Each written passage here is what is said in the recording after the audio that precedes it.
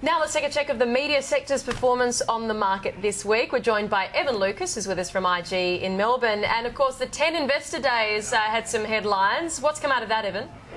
Yeah, look, the biggest probably headlines coming out of that was the refinancing of a new $200 million loan from CBA. So the way it came about is that basically the big major shareholders of 10 with regards to James Packer, Lachlan Murdoch and also Bruce Gordon will guarantee this loan. So it basically means that 10 have got almost a sort of an agreement light loan. It does free up their ability to now really go after programming and also additional advertising. They probably were fairly hampered and almost sort of tongue-tied with regards to the advertising and the programming structure that Hamish McLennan wants to actually introduce. So was a bit of good news. However, it was a little bit sort of iffily taken by some shareholders who were concerned about how it would, but all in all, it does look like it gives Chan a bit of a chance to move around. However, yesterday was quite an interesting trading day in Channel 10. The volumes going through were 3.5 times larger than the 30-day moving average, and it had led some in the market to sort of suggest that maybe some of the other larger shareholders maybe not be all that happy with it. Between sort of 11:50 and 12 o'clock yesterday,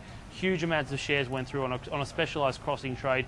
Could suggest that somebody was moving out, and the rumours around it, it could be another free-to-air TV chairperson or chair owner is the mover out of there. But that was the most interesting thing that came out of 10 was that $200 million loan from CBA guaranteed by those three shareholders. And I know there are reports which we flagged on screen around some job cuts, so I guess we wait to hear a bit more about that. Let's talk Seven West Media. The AGM happened this week, and we did get some commentary on the ad market. What'd they say?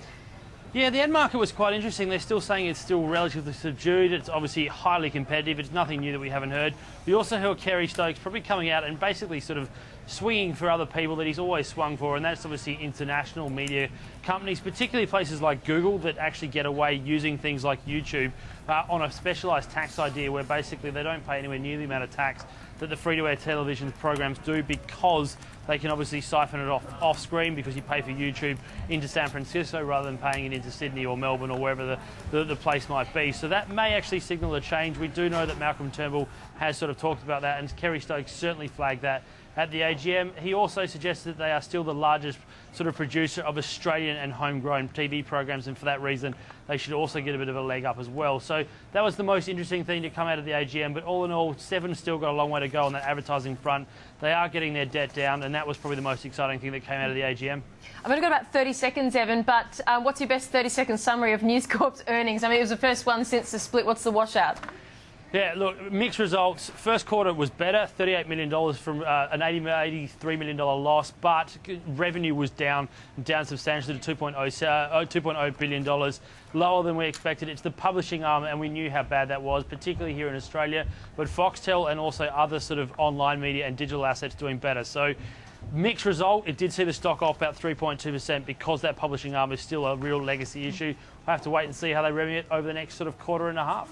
Thank you so much. Appreciate your time today, Evan. Thanks. Thanks, Brooke. That's Evan Lucas there from IG in Melbourne. Let's actually bring in, of course, to get more on that, James Manning.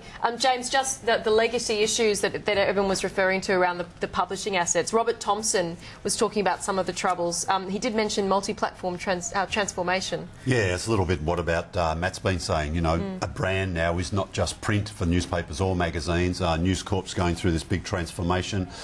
They've talking about reviewing all their apps. They're still reviewing their strategy about paywalls and sort of the way they operate those. Lots of criticism from readers, from some observers about how they're working. They're still not reporting a lot of their digital figures, so we're a bit in the dark about how that's all going, but it's still very early days down this long road. Is there any indication when you're looking at circulation figures for newspaper that things are slowing in the decline, or at some point even getting better? The print figures that came out for the September quarter just last week, you know, virtually every newspaper was down.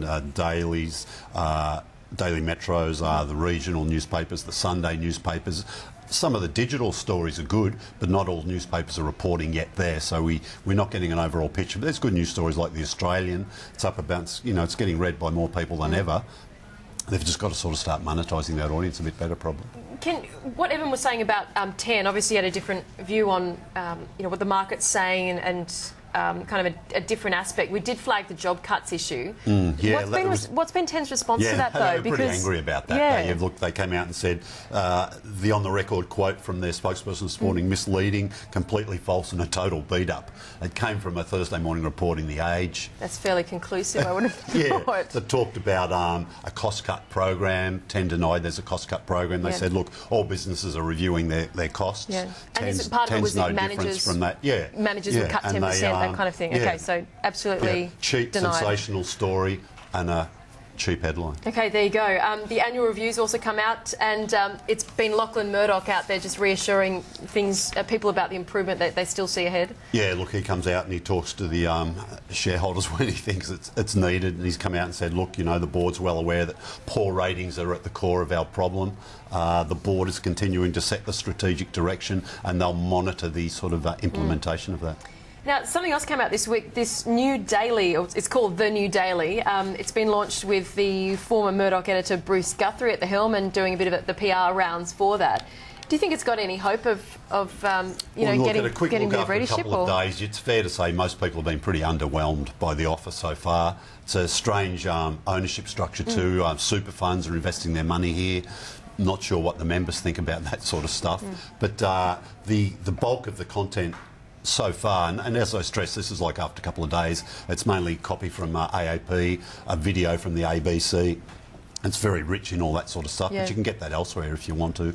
But they're just hoping for a good general read. They're going to stay away from political stuff, political commentary, stuff that does attract a lot of eyeballs to the website. So they're not going to go down that route. They're going to keep it pretty vanilla, if you like. But we'll watch it and see how it develops. Always good on Media Week to talk about the crazy Sydney parties that still do happen in the media industry. Who magazine's given us one. The Sexiest People of the Year edition has been celebrated at that. I don't know if it was too crazy, but yeah, it was a good party.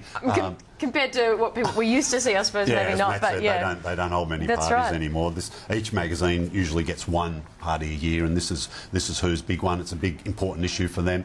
The people from the X Factor were on the cover this year. It's a bit unusual to have two guys on the cover. It's usually a couple of women, maybe 2, 3 women, sometimes one, I think, in the past. But two guys, both of them are topless, as you can see there. The judges from the X Factor say, look, they'll think that'll do pretty well for them. They've got it's a big issue, but who mixes all things? Like there's also a report on the typhoon that sort of ripped apart the Philippines this week. So they still cover the hard news stories, and they mix it with celebrity, which seems to work for the magazine. Fantastic. Thank you. We'll take a quick break. James Manning with us for Media Week, and coming up on the program, all the latest TV ratings and moves in the radio sector.